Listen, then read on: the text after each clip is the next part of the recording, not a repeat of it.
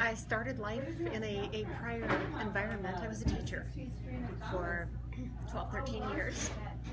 And I think the whole focus on learning and learning styles and understanding how the mind works and what creates good results in an educational setting kind of paved the way for me to look at it in a corporate world at a point in time when I decided to sort of leap to the other side. So I went back, got my master's in media and computers, and there I was, shopping for work on the corporate side. I am Jomani Consulting LLC. I'm independent, been on my own for the last couple of years. Actually started on my own back in 2002-ish, and spent a number of years working exclusively for one company. Interesting. Well, that first session that I did was more about what is assessment and why do we do it, and what are the different levels of assessment and what are you trying to accomplish.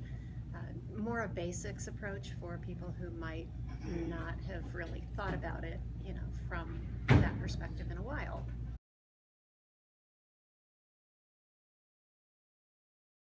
You have to consider assessment from the beginning of the design. That's my mantra.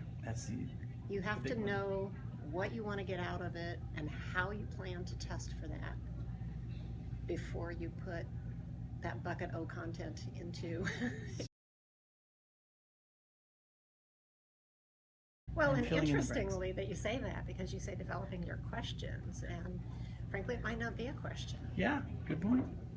Because the other part of that is if it's a question and it's on paper, virtual or otherwise, you're only getting to a very low level of assessment.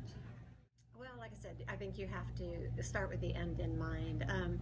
So there's a gal who has an internet presence by the name of Kathy Moore, Kathy with a C and O-O-R-E, and I think that her approach with action mapping is very understandable, very relevant, and if people take the time to do it and have the business culture in which it's supported and can do it, it can easily get you to levels 3 and 4.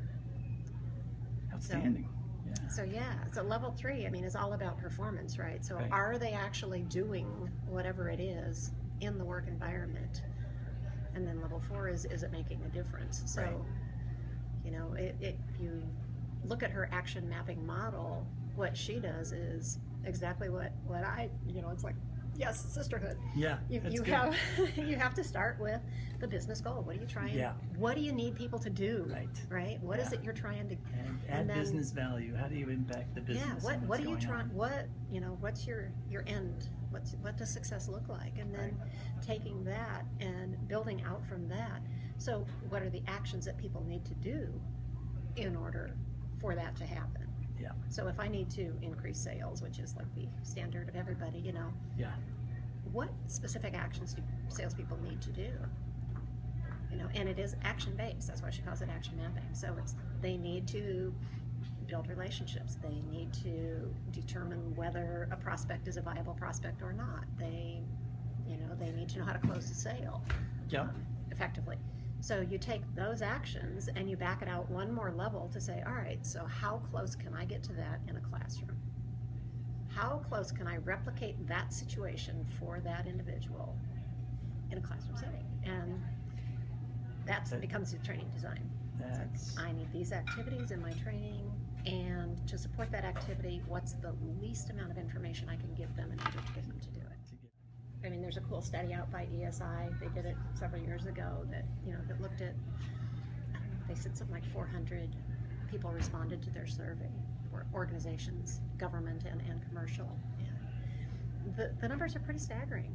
Only about 50% of organizations actually do assessment of any kind. And that means that a lot of companies don't think it's very important. Yeah. It's essentially all about learning in what conditions. I'm such a geek, I know. That's great. But what conditions, help people transfer learning into other environments versus what gets in the way? And, how do you support that? So it's a great big black and white book hardcover. If you remember what it is, I'll edit it in as a graphic. Okay, there so you people go. know, and then There you can go. I send can me send an you. email. I'll take a picture of it when I Yes. and send it to you. Well, thank you very much for your time. I appreciate it, welcome. and good luck this afternoon. Thank you.